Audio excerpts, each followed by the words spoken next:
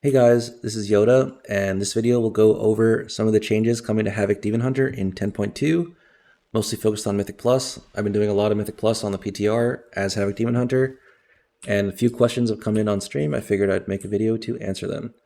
So first of all, here are the new talents. The biggest change is going to be with Immolation Aura, so you still have, Growing Inferno, Burning Wound, Rage Fire, but now we have a fire inside, which gives it 2 charges and a chance to reset. So we combine that with inertia, which we're playing over momentum. Momentum's pretty much gone. I mean, you can still play it, but inertia will be better. Basically, whenever you do an Unbound Chaos Fel Rush, it increases your damage by 18% for 5 seconds. If you don't want to play this, like I said, you can play momentum. You don't even need to track the buff anymore. Momentum is so easy as long as you're like Fel Rushing and using Vengeful Retreat in the hunt when you're supposed to anyway, you'll have 100% uptime. But inertia, I think, is better. So Immolation Aura has 2 charges. It procs inertia. What that means is you're going to want to use both Immolation Auras in the opener because it can stack also, part of Fire Inside, and stack up your inertia buff to have like the buff applied to all of your burst. And then later on, when your Immolation Aura comes back, you're going to want to like sit on charges until you're about to do burst. Like let's say you're about to do Fel Barrage or Hunt, that's when you would use Unbound Chaos to buff that damage with inertia. So that's really cool. Adds a lot of gameplay, basically thinking to the DH rotation. We also have a few passives. So we have Chaotic Disposition, which increases your chaos damage. And since we're playing Any Means Necessary, that means all of your non-physical damage by some percent. Usually comes out to like 7 to 9-ish in a key.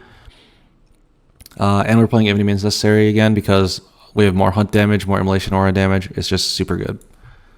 The next biggest change is Fel Barrage. So before, Fel Barrage was in a different place, and it was a cast. Like you would push it, and then you would just channel, shoot Fel Bolts everywhere, no restrictions.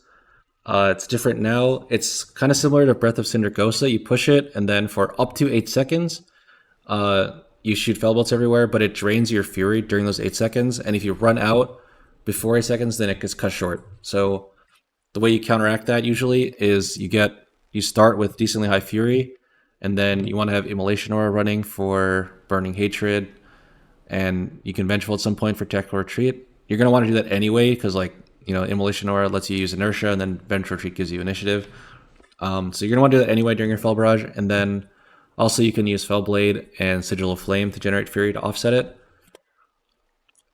It's not, as long as you have Immolation Aura and VR, honestly, it's pretty easy to keep Fel Barrage running.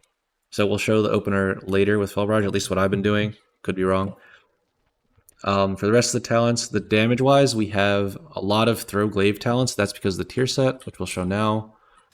The tier set is when you Blade Dance. This is a 2 set. When you Blade Dance, it triggers Throw Glaive on your primary target. Basically, that means whenever you push Blade Dance, it's like pushing both Blade Dance and Throw Glaive at the same time. It's a double global, so that's pretty strong. And then every slash has an extra chance to get procs of Throw Glaive, which is good. And then also, Throw Glaive reduces the remaining cooldown on Hunt by 2 seconds, and Hunt's dot is 6 seconds longer. The baseline dot is 6, so that's double damage on the dot as long as it gets the full duration, which is awesome. And then also we have a couple passive defensive talents. Scars of Suffering, Verse by 4, and Threat Generated reduced by 8, which is awesome. DH has long suffered from threat issues since I started playing it, and this fixes most of them. And we also take 5% less physical damage randomly, and 3% more deal 3% more magic.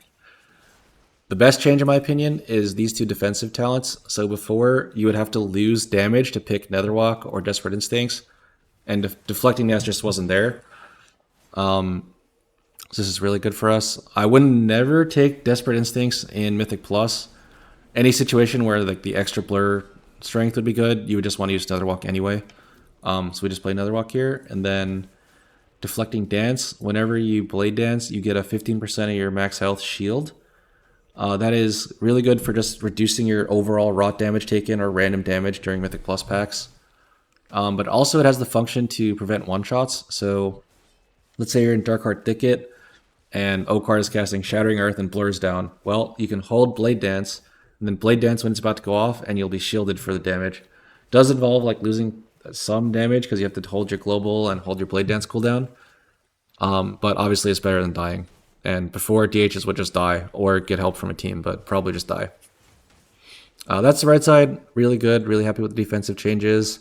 And this stuff down here gives you a lot of AoE as long as you play properly around your inertia windows. I should mention that if you really, really hate using your movement skills for damage on Demon Hunter, this is an option. You can drop basically this whole side and play this.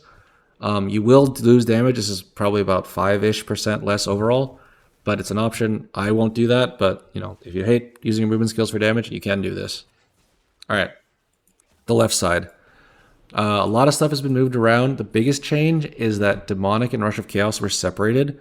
So like before, you would just never play Rush of Chaos because it's shared a node with Demonic, but now you get both, which means meta is effectively a 2-minute cooldown, which is very good for us. You get more metas in the key, of course, and also Breath of Eons is 2 minutes, and a lot of trinkets are 2-minute cooldown that line up well with meta, so that's good. We also just generally are able to take all the utility talents we want, because before we'd have to put points in like Lost in Darkness, Precise Sigils. Those have been cycled out, so now all the utility that you would think a Havoc should have, like Misery, Chaos Nova, Imprison, Purge, Kick, you can take all that without suffering. And also Fell Eruption is baseline. So basically all the utility that we had before in BFA, we have back. Except Blade Dance Dodge, but oh well. That about does it for the left side. The biggest change, like I said, is having the 2-minute meta. Gone over the tier set. There's some changes happening like to everyone that are also happening in DH. We're getting Undulating Sporecloak buffed. I'm probably recommending this for like every spec in the game. Like it was already really good before when it was just making you live, and now it also gives you damage above 70% health. That's really good. For the second embellishment, I've been playing Lariat. I think Blue Silken Lining is pretty good too, and you can also play just the old Toxic Boots. Those boots have been slightly nerfed, but they're probably still best single target. I'm not sure what's actually best, but Lariat Sporecloak is fine. Lining and Sporecloak is fine, and then Boot Sporecloak is also fine. Just make sure you have a Sporecloak, basically. So that's most of the changes coming to DH. Super exciting. I will do a sample opener now. This is just what I've been doing on the PTR. I haven't looked at any like sims or any like research into it, so I'm sure there's something better that could be done. But this is a baseline opener I've been doing, and it does pretty big burst. So here we go. Start with just getting some Fury on the pack. Then we Immolation, Trinket, I-Beam. Bell Rush Hunt. And Immolation Aura again. Bell Barrage, VR, Meta. Rebuild Fury with Sigil.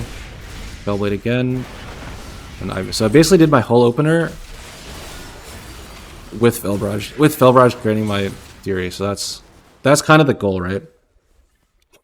As a general rule, also, if you get a reset on Immolation Aura, it's almost always correct to very shortly like spend the Fell Rush on Chaos, and then push Immolation Aura again.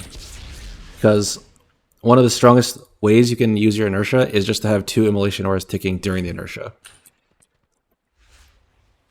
That about does it for Havoc Demon Hunter.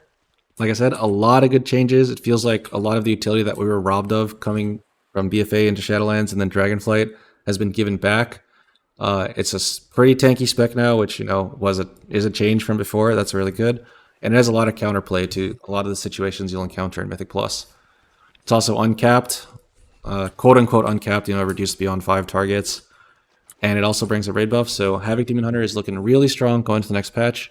Super excited about it. If you have any questions, feel free to stop by on stream and ask them. I'm always answering questions from Twitch chat. And that's it. Thanks for watching, everyone.